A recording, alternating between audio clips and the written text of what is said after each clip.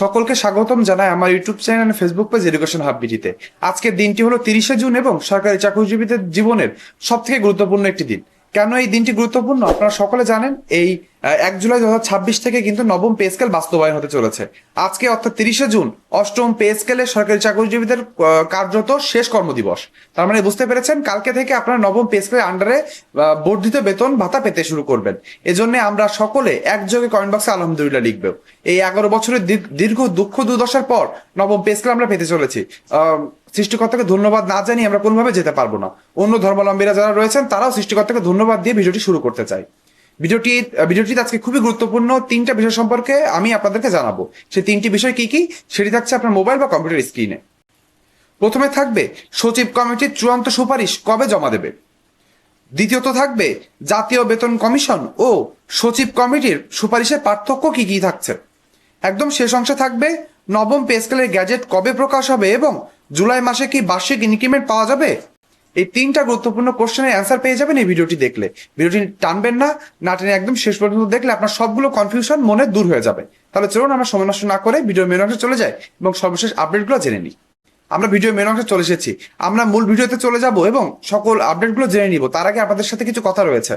আপনারা জানেন যে সরকারি চাকরিজীবীদের নবম পে স্কেল সম্ভবত 100% বেসিক বাস্তবায়ন দিয়ে শুরু হতে চলেছে।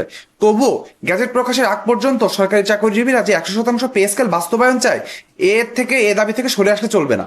আমরা ইতিমধ্যে জানতে পেরেছি সরকার বা সচিব কমিটি কিন্তু 100% পে স্কেল বাস্তবায়নের দিকে আগাচ্ছে।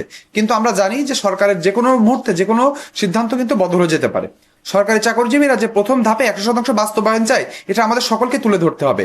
আমি বারবার আপনাদেরকে বলি এজন্যই যে আপনারা কমেন্ট বক্স বা আপনার নিজের সোশ্যাল মিডিয়া ব্যবহার করে পে স্কেল 100% বাস্তবায়ন চায় এই দাবিটার জন্য জোরালোভাবে তুলে ধরেন। তাহলে চলুন আমরা আর সময় নষ্ট না করে ভিডিওর মেন অংশে চলে যাই এবং সর্বশেষ আপডেটগুলো এক এক করে জেনে নিই। আমরা ভিডিও মেন অংশে চলে এসেছি। প্রথমে আমরা জানবো যে সচিব কমিটি চূড়ান্ত সুপারিশ কবে জমা দিবে। এটি সবার মনে ঘুরছে যে সবই তো বুঝতে পেরেছি, তাহলে গ্যাজেট প্রকাশের আগে তো সচিব কমিটির চূড়ান্ত সুপারিশই রয়েছে, সেটি তো সরকারের কাছে জমা দেওয়া লাগবে, তারপরে তো সেটি অনুমোদন হয়ে আসবে। তাহলে সচিব কমিটি কি আর কোনো মিটিং সামনে হবে নাকি সচিব কমিটির চূড়ান্ত রূপরেখা শেষ হয়ে গিয়েছে? এটাই জানবো আমরা এখানে। বলা হয়েছে চলতি সপ্তাহে অর্থ মন্ত্রণালয়ে চূড়ান্ত সুপারিশ ও বাস্তবায়ন রোডম্যাপ জমা দেওয়ার কথা রয়েছে সচিব কমিটির। মন্ত্রিপরিষদ সচিব নাসিমুল গনির নেতৃত্বাধীন কমিটি এই সুপারিশ জমা দেবে। বেসামরিক প্রশাসন, বিচার বিভাগ ও সশস্ত্র বাহিনীর জন্য গঠিত 3টি পৃথক পে কমিশনের প্রতিবেদন পর্যালোচনা করে কমিটি সুপারিশ চূড়ান্ত করেছে। আপনারা সকলে ইতিমধ্যে জেনে গিয়েছেন জনপ্রশাসন বিভাগের নিচে যারা রয়েছেন অর্থাৎ সাধারণ যে সরকারি চাকরিজীবীরা রয়েছেন তাদের কিন্তু চূড়ান্ত রোডম্যাপ ফাইনাল হয়ে গিয়েছে। শুধু বাকি রয়েছে বিচার বিভাগ এবং সশস্ত্র বাহিনী। এই 2টা বিভাগের জন্য আমরা যতটুকু শুনতে পেরেছি এবং ইনসাইডার নিউজ পেয়েছি, সূত্রের মারফতে জানানো হয়েছে যে এখনো একটি বৈঠক হতে পারে, অর্থাৎ এই সপ্তাহের ভিতরেই একটি বৈঠক হতে পারে যেখানে এই 2টা যে প্রশাসনিক বিভাগ রয়েছে তাদের যে পে স্কেলের চূড়ান্ত রূপরেখা রয়েছে সেটি হচ্ছে ওই দিনই বাস্তবায়ন হবে এবং তারপরে আমরা পুরাপুরি একটি রূপরেখা পেয়ে যাব নবম পে স্কেলের। তার মানে আপনি বুঝতে পারছেন সচিব কমিটির একটা বৈঠকের কিন্তু এখনো সময় রয়েছে এবং সেটি এই সপ্তাহের ভিতরে হওয়ারই কথা রয়েছে। বলা রয়েছে সুপারিশ জমা দেওয়ার পর তা প্রধানমন্ত্রী অনুমোদনের জন্য উপস্থাপন করা হবে। গ্যাজেট প্রকাশের পরই নতুন বেতন কাঠামো বাস্তবায়নে আনুষ্ঠানিক প্রক্রিয়া শুরু হবে। তার মানে আপনি বুঝতে পেরেছেন যে এই হচ্ছে সচিব কমিটির চূড়ান্ত রিপোর্ট সেটি যখনই জমা হবে তখন থেকেই কিন্তু আনুষ্ঠানিক কার্যক্রম শুরু হয়ে যাবে। প্রধানমন্ত্রী অনুমোদনের পর তো পে স্কেল গ্যাজেট প্রকাশ হয়ে গেল এবং তারপর থেকে কোন মাস থেকে আপনি বেতন ভাতা আপনার ব্যাংক অ্যাকাউন্টে পাবেন এবং সুযোগ সুবিধা পেতে শুরু করবেন সেটা কিন্তু সময়ের ব্যাপার। অর্থাৎ সামনে 1-2 মাসের ভিতরে আমরা জেনে যাব। গ্যাজেট প্রকাশের কিছু বিষয় আমাদের লাস্টে রয়েছে, অর্থাৎ গ্যাজেট প্রকাশের তারিখ, স্পষ্ট তারিখ কিন্তু আমরা জানতে পেরেছি, সেটি থাকছে ভিডিও শেষ অংশে। এবার আমরা চলে যাবো ভিডিওর দ্বিতীয় অংশে। বলা হয়েছে যে জাতীয় বেতন কমিশন ও সচিব কমিটির সুপারিশের পার্থক্য কি রয়েছে। অর্থাৎ আমরা সকলে জানি যে অন্তর্বর্তীকালীন সরকার সরকারি চাকরিজীবীদের জন্য একটি জাতীয় বেতন কমিশন গঠন করেছিলেন। সেই জাতীয় বেতন কমিশন তৎকালীন প্রধান উপদেষ্টা ডক্টর মোহাম্মদ ইউনূসের কাছে সে হচ্ছে আমাদের সুপারিশ জমা দিয়েছিলেন। সেখানে কিছু সুপারিশ ছিল, সেই সুপারিশের সাথে এখন সচিব কমিটি চূড়ান্তভাবে যে হচ্ছে সুপারিশটি করছে তার কি পার্থক্য থাকতে চলেছে সেটা আমরা জেনে নিব এই অংশে। ভিডিওর এই অংশে এসে আপনি এখানে একটি ছবি দেখতে পাচ্ছেন যেখানে বলা হয়েছে আমার ইউটিউব চ্যানেল থেকে যারা ভিডিও দেখে থাকেন তার প্রায় 80% মানুষ আমার ইউটিউব চ্যানেলটিকে সাবস্ক্রাইব করেন না। আপনাদের কাছে করজোড়ে অনুরোধ থাকবে, পে স্কেল সংক্রান্ত নিরলসভাবে কাজ করে গিয়েছি আপনাদের এই ইউটিউব চ্যানেল এবং ফেসবুক পেজটি। আপনারা যদি আমার ইউটিউব চ্যানেলটি সাবস্ক্রাইব করে এখনো না থাকেন আপনাদের কাছে অনুরোধ থাকবে অবশ্যই আমার ইউটিউব চ্যানেলটি সাবস্ক্রাইব করে দিবেন।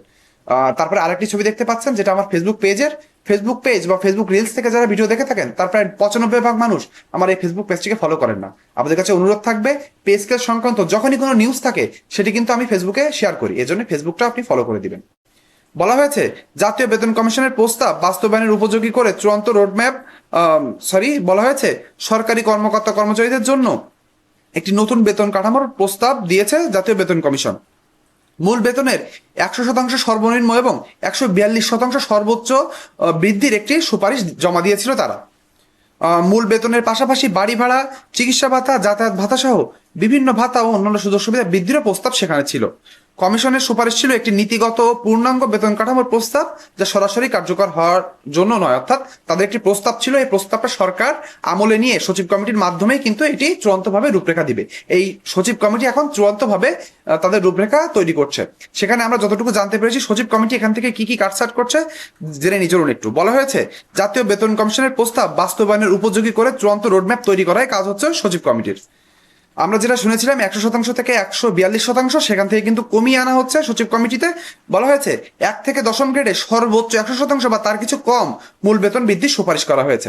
অর্থাৎ বুঝতে পারছেন যে প্রথম গ্রেডে যারা রয়েছেন তাদেরও বেতন কিন্তু 100% মিনিমাম করা হয়েছিল এবং ক্ষেত্র বিশেষে 105% করা হয়েছিল। বেশিরভাগ গ্রেডে দেখা গিয়েছিল 105% পরিমাণ একটি বেসিক বৃদ্ধির একটি সুপারিশ দিয়েছিল জাতীয় বেতন কমিশন। সেখান থেকে কমিয়ে এনে সর্বোচ্চ 100% এবং তার নিচে কিন্তু আনার চেষ্টা করা হয়েছে এবং সেভাবে কিন্তু সুপারিশ করা হচ্ছে। তার মানে আপনি বুঝতে পারছেন জাতীয় বেতন কমিশনের যে চূড়ান্ত সুপারিশটি ছিল সেটি কিন্তু হুবহু বাস্তবায়ন হচ্ছে না।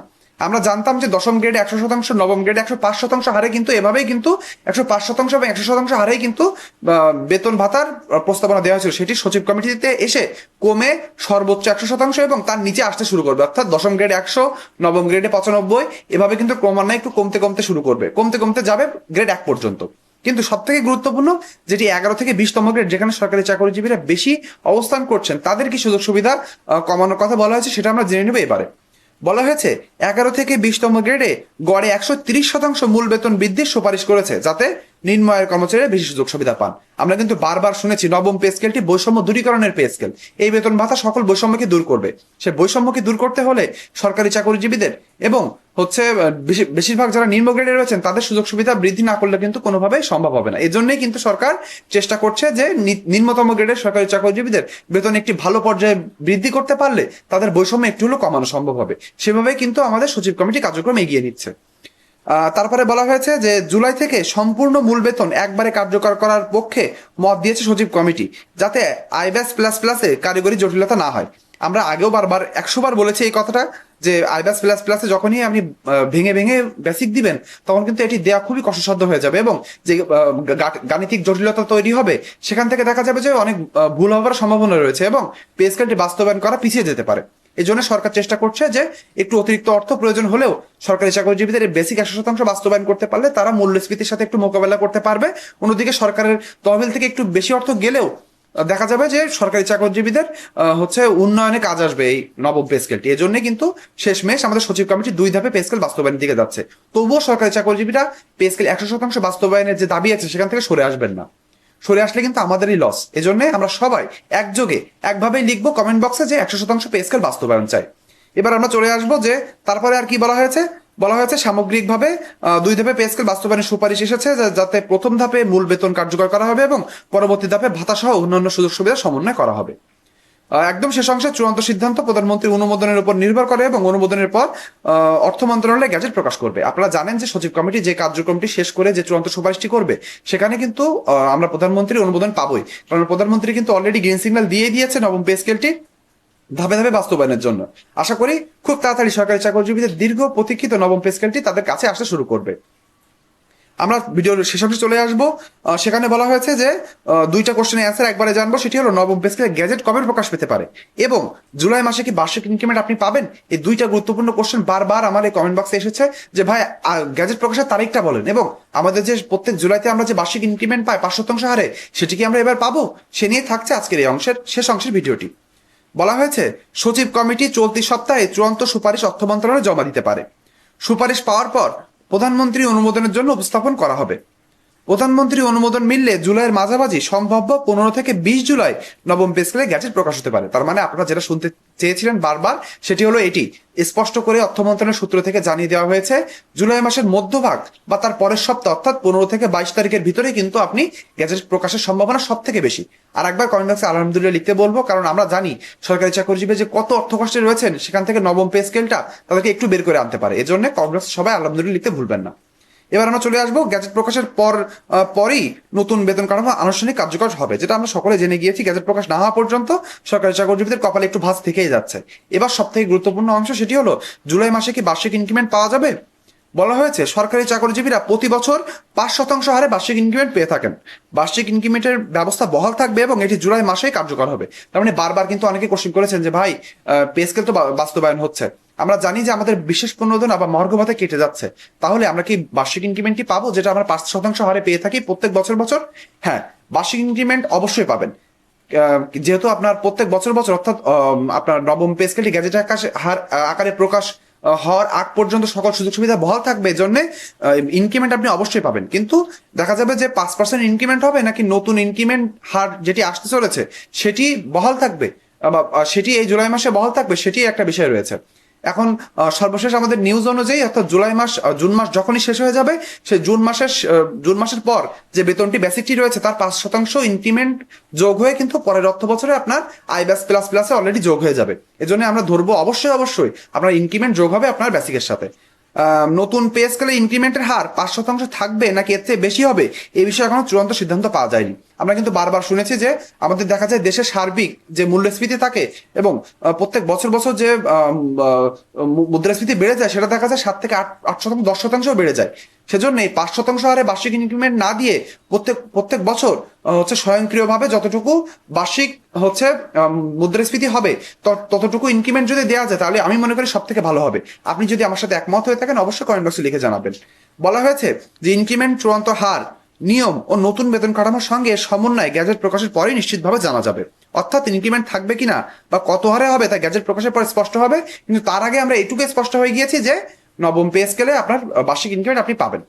এবার আমরা শেষ অংশে চলে এসেছি, দুইটা বিষয় সম্পর্কে আপনাদের জেনে নিব এখন। সেটা হচ্ছে এমপিভুক্ত শিক্ষক কর্মচারী এবং পেনশনাররা। কারণ এখানে এই পে স্কেল নিয়ে যতই দিন আগাচ্ছে, এই পেনশনভুক্ত কর্মকর্তা কর্মচারী সরকারি এবং এমপিভুক্ত শিক্ষক কর্মচারীদের নিয়ে কিন্তু আলোচনা কমে যাচ্ছে। আমরা কোনোভাবে এটা মেনে নেব না যে এমপিভুক্ত শিক্ষক কর্মচারী এবং পেনশনারদের পাশে সরিয়ে রেখে নবম পে স্কেল বাস্তবায়ন হবে। আপনারা জানেন যে পেনশনভোগীরা একদম শেষ বয়সের শেষ অংশে এসে তারা অনেক অর্থ কষ্টে থাকেন। এমন অনেক মানুষ রয়েছেন যাদের পেনশন এতটুকু কম যে তারা 10 দিনও চলতে পারেন না। এজন্য পেনশনের হার যৌক্তিক পর্যায়ে বাড়াতে হবে এবং আমাদের দেশের আমরা মেরুদণ্ড গড়ার কারিগর বলে থাকি আমাদের শিক্ষক কর্মকর্তা কর্মচারীরা। এই 97% শিক্ষক যারা এমপিভুক্ত আছেন তারাই কিন্তু দেশের মূল চালিকা শক্তি। তাদের বেতন ভাতা সরকারি চাকরিজীবীর সাথে একসাথে বাস্তবায়ন করা যেন হয়, এই দাবিটা আমরা রেখে যাব। পেনশনভুক্ত কর্মকর্তা কর্মচারী এবং এমপিভুক্ত শিক্ষক কর্মচারীরা আমার সাথে একমত হয়ে থাকেন অবশ্যই কমেন্ট বক্সে লিখে জানাবেন। পে স্কেল সংক্রান্ত সামনে সকলের আপডেট, সত্য এবং অথেন্টিক নিউজ জানতে হলে আমার ইউটিউব চ্যানেলটি সাবস্ক্রাইব করে দিবেন, আমার ফেসবুক পেজটা ফলো করতে ভুলবেন না। আজকে ভিডিওটি এ পর্যন্তই। পে স্কেল সংক্রান্ত সকল তথ্য পেতে আমার এই ইউটিউব চ্যানেলে চোখ রাখতে হবে। সকলে ভালো থাকবেন, ধন্যবাদ।